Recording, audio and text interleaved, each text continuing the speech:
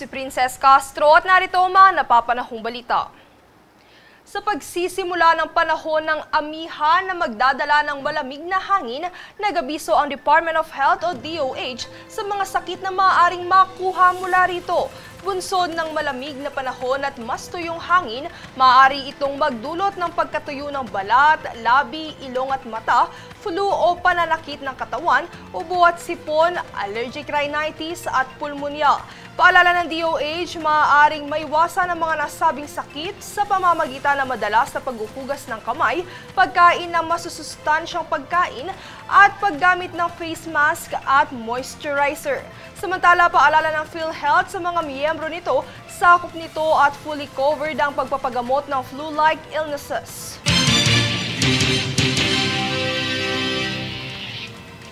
Samantala, kahit papalapit na ang undas, nananatili pa ring mababa ang presyo ng mga kandila ayon sa Department of Trade and Industry o DTI.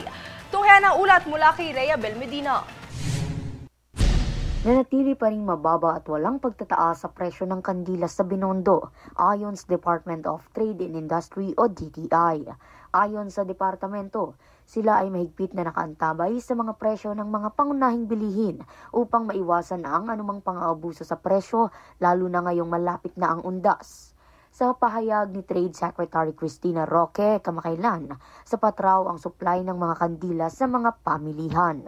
Kasabay nito ay naglabas na rin sila ng Suggested Retail Price o SRP para sa mga kandila, kabilang na rin ang mga bulaklak at bottled water, at ito ay makikita sa kanilang websites. Tulad na lamang dito sa Binondo na bagsakan ng mga kandila. Makikitang ang mga presyo ng kandila ay nakadepende kung ano ang size, kung bultuhan o tingi. Ang mga jumbo sizes na kandila ay halos nasa 120 pesos hanggang 150 pesos lamang, habang ang normal na kandila naman ay nasa 40 pesos hanggang 70 pesos naman. At para naman sa mga kandilang pangsimbahan na may disenyo, nagkakahalaga ito ng 200 pesos hanggang 800 pesos lamang. Samantala, paalala naman ng DTI sa publiko, maging alerto at mapanuri kung may makitang lumalabag o sobrang singil sa presyo ng mga kandila at agad na i-report ito sa departamento. Rhea Belmedina, nag-uulat para sa Golden Nation Network.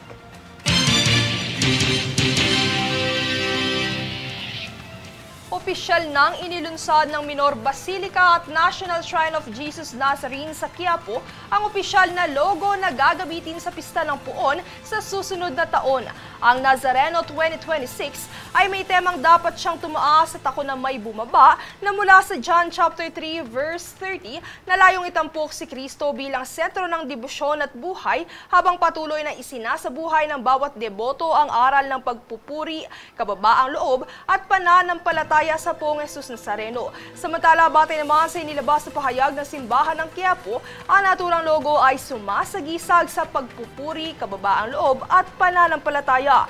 Ipinapakita rin dito ang kababaang loob sa mga debotong tumutulong at nagbubuhat ng krus, paalala ng sakripisyo at paglilingkod sa kapwa, gayon din ang matibay na ugnayan ng simbahan at ng sambayan ng Pilipino.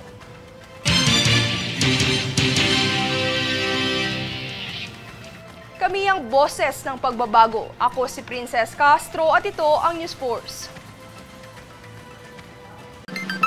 Sa ulo ng mga balita, Nazareno 2026 official logo, inilabas na. DOH, nag-abiso laban sa mga sakit na maaaring makuha sa pagsisimula ng amihan.